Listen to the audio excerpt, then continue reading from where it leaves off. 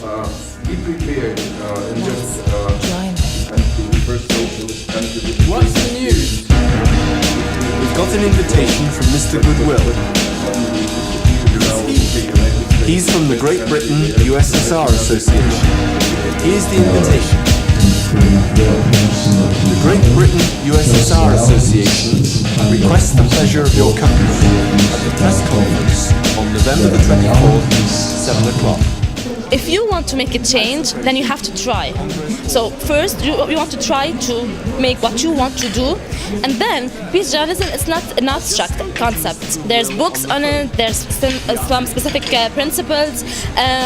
You know how to practice peace journalism if you go a little bit deeper into the subject. So the professional journalists who work in media field, if they get trainings on peace journalism, then they know how to practice it. And also, it's full of values. So any human beings who believe in acceptance, tolerance, dialogue, he can be a peace journalist in these terms. Peace journalism promote dialogue, promote peace. You cannot promote peace without having dialogue.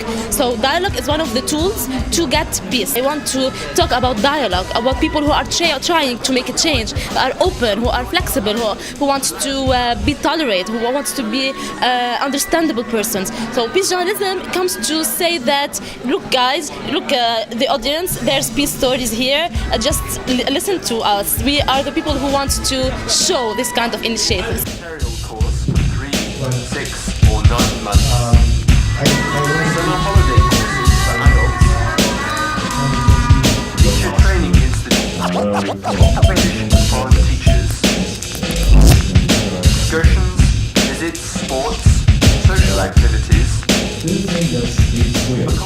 We do things, we realize we could have done it differently, could have done it to a lesser degree or a larger degree, or shouldn't have done it at all. So I think mistakes are not bad. I think the only way that you go through life and you don't make mistakes is you never do anything, which is not good for mankind.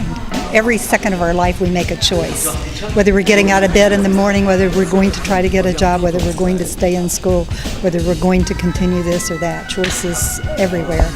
And you have to think carefully, obviously, about what choices you're making in life, and you have to try to look beyond the choice as to what are the potential consequences of choices, and then you have to make a decision of whether or not you can live with those potential consequences should they occur.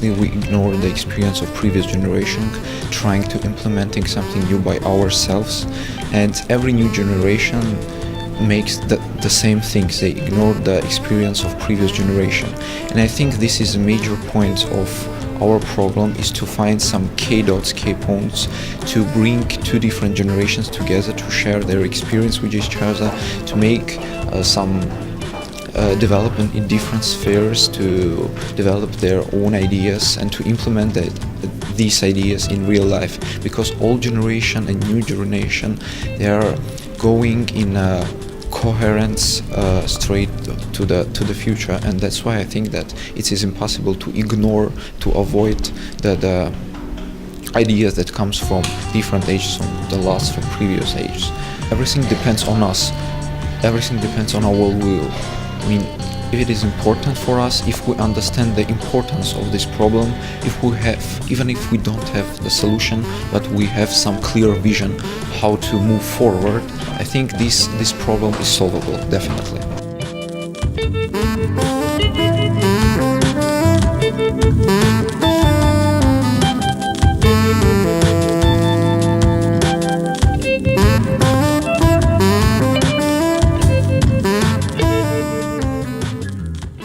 To the previous generations, I tell them, just let us do what we want to do.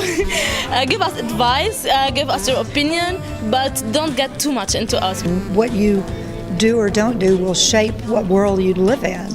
And if you sit back and you do not engage, the world will change anyway, and then you will have to live with whatever that is, and you may not like what that is. You know, through the centuries, people have been proactive and have changed the world. It is a constant changing place.